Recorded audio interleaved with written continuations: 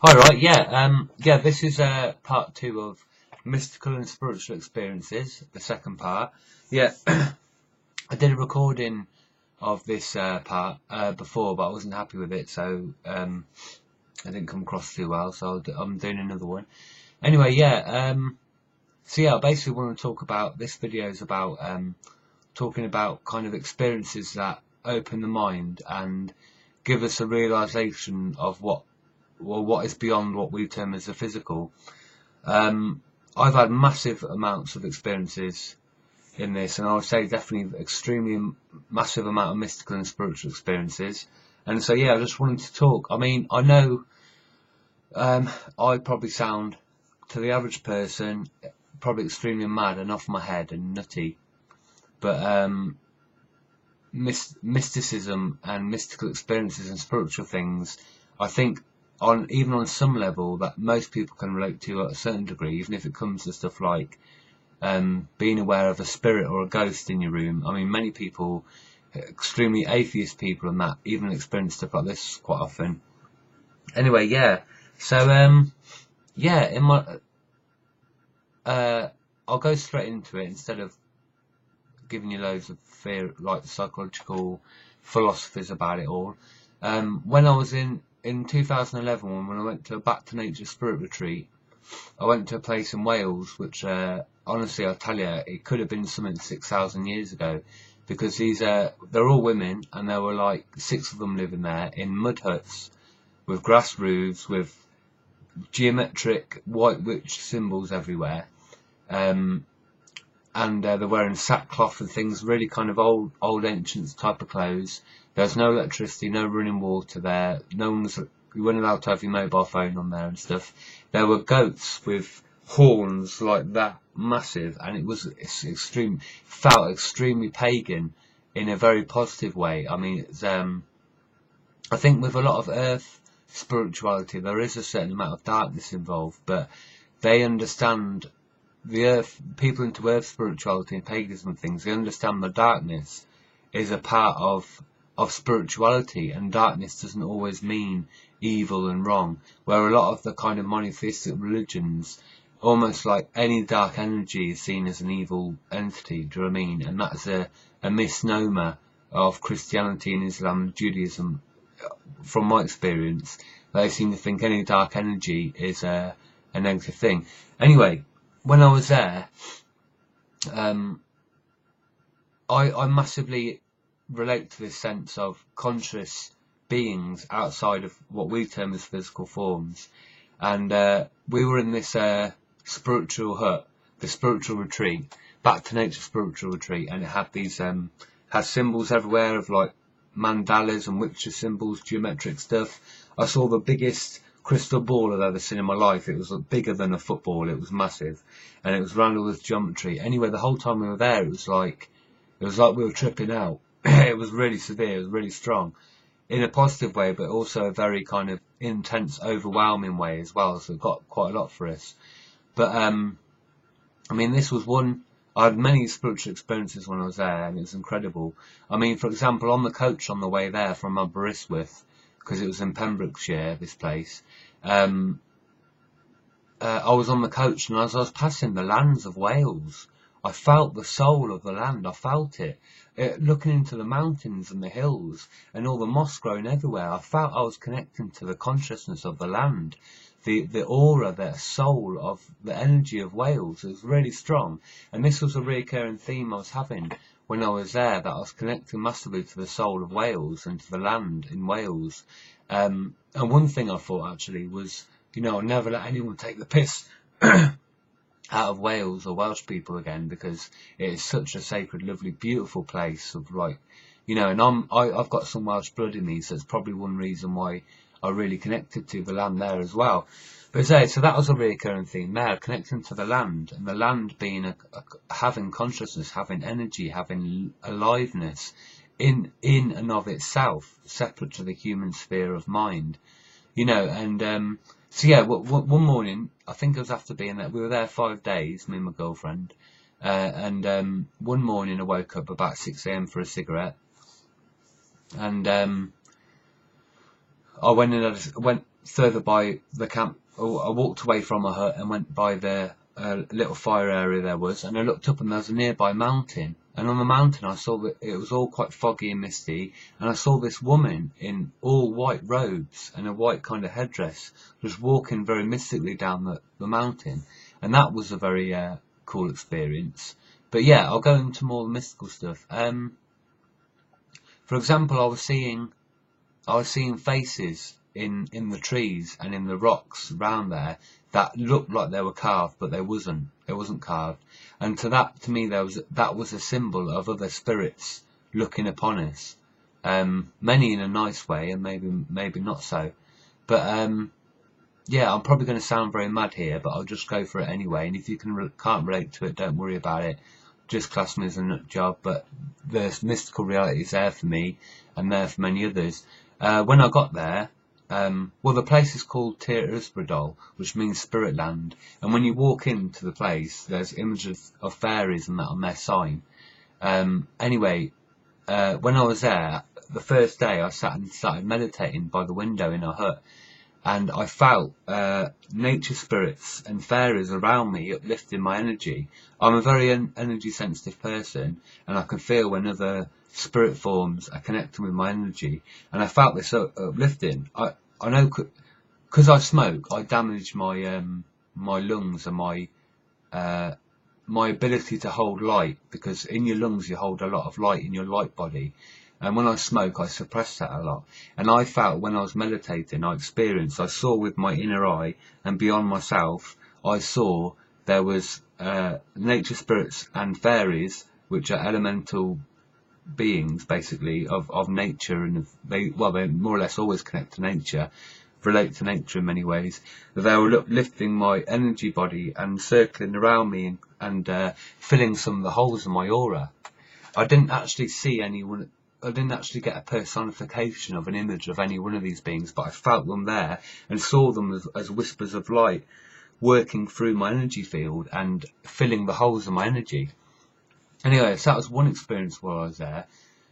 Another one, I think on the fourth day, or it might be the fifth, the fifth full day we had, we were on the beach and this massive sea fog come in.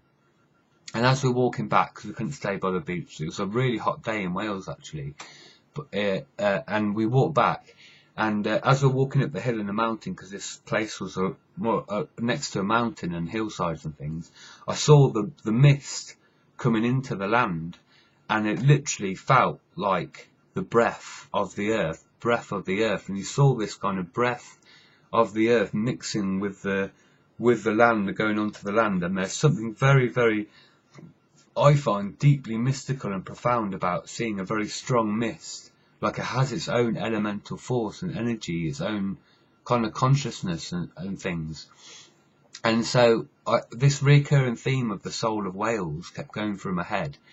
And on one occasion, no, I think on two occasions while I was there at the campsite, in my inner eye, but I saw it outside, above the clouds, there was this red entity, this red energy, and I saw it looking down at me, and I knew at the time that was the red dragon of Wales. And I know to many people that sounds mad, but dragons are understood by shamans and people into energies and things as an elemental being that exists in connection to certain places. So it is an energy force, but you can only be aware of it if you open up to the realm of conscious energy outside of the physical sphere, outside of the human mind. And I saw it as an energy body outside, and I didn't see it as a dragon. It wasn't like this scaly thing, but I knew it as a dragon and an elemental force that was looking down at me. And that was a really profound thing, that I really felt I was connecting to the red dragon.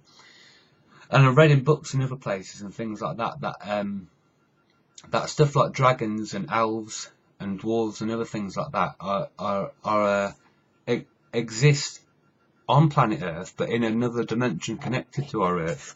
So, dragons and elementals and things are in a sub-dimension of planet Earth, but they exist as part of the nature and connected to the ether of the Earth, not that was a very powerful experience I had there. And just the whole time there was really quite trippy and that. And we had to keep walking down into the local town, well, into the village, into the area there to kind of get away from the intensity of the energy there. But yeah, let's talk about I'll talk about another experience I had. Last year around, October time, I had some crystal key therapy with a really cool therapist. She's an amazing person, called Janine Regan Sinclair. I don't mind me talking about it because, anyway, she gave me some treatment and it was really powerful because basically she kind of affirmed to me a lot of the things I went through in my psychosis. I'm discovering has many roots in reality.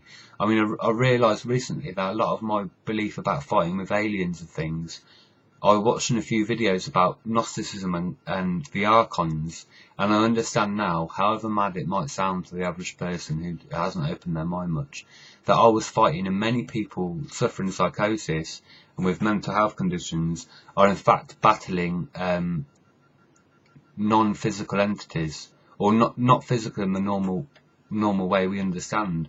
The sort of work shamans do and healers and energy healers and things, many people in the mental health system and who suffer from psychosis are literally battling, in my belief and my experience, are battling non-physical conscious entities, usually very negative. And I realised that a lot of my psychosis, I was actually in fact battling with the Archons. They're a very interesting, very awe-inspiring kind of concept which Gnosticism embraces massively. But it's this idea that these very non-organic alien type, very like greys, the greys and the greens aliens with a big head and the eyes, they say actually they're mostly in fact the Archons that are not physical to us in the way we understand, but on another frequency band they are physical in their reality, you know what I mean? But when they interact with us, we only really see them as energies, or other people do experience them in other ways. And so anyway, when I went to this healer, Janine Regan Sinclair, she's brilliant, I really recommend her. She does her own radio show and things like that. It was worth checking out. She's very popular and profound psychic with a lot of really good healing abilities. And I was talking to her a lot about the things I went through in my psychosis and schizophrenia. And basically she was confirming a lot of what I went through was actually, I was under psychic attack and other things like implants and remote viewing and fighting entities and things, and about spirit attachment. Yeah, that was one of the main reasons I saw her, was about dealing with my own spirit attachment, because I felt something else looking through my eyes, which was something I went through a lot in my psychosis and schizophrenia. Tons of things I went through, but one of the things was I felt completely invaded and attached. Entities and spirits, ghosts and other souls, negative forms, very negative and sometimes demonic energies were attaching to me and working through my energy. And basically she was, understanding, enabling me to understand it all in the way, in a shamanic way. And that was very profound for me, because even though I knew it was real, years of being in the psychiatric system, it always makes you feel insane or wrong and invalid at the same time. Anyway, she did a lot of help with me and helped me release a lot of spirit attachments and entities that were in me. And since then I felt a lot better actually. But in the session, when I was there lying down, she was moving stuff out of me and I felt the energy. I felt this entity in my stomach. I visualised it. And that I know there is a difference between your imagination creating something and a direct imprint of a visual image in your third eye. There is a massive difference, and once you start doing psychic training and third eye training, you start to realise what that difference is. It's not like that you can tell the difference between your own imagination and what you're visually seeing with your third eye. Anyway, so I saw this entity and this was moving me. I felt all these energies moving out of me and things. And after the session, which lasts probably about 30-40 minutes, the way I understood it at the time and the way I still see it now is if I imagine myself as a spark plug the whole thing just went with electric, and I was full of beans. I felt full of light, and I know that I'd released, with the help of Janine and a healer friend Jane, I'd released a lot of attachments and entities and other things that had been really impeding in my in being who I am, and being having a clear energy field. And after the therapy for two or 3 weeks, I was massively aware of how everything was influencing me, the friendships and relationships I have, the things I do. I was understanding what effect it has on me, and I understood a lot about how certain things were affecting me negatively as well. But I was having this massive insight about stuff, and I was having telepathic communications as well with the healing energies and things, and yeah, there's loads there. And I think one thing me and my sister have, it's like, I'm definitely quite psychic. I can't control it. I don't understand how to shut it off and how to purposefully open it, but I have times when massively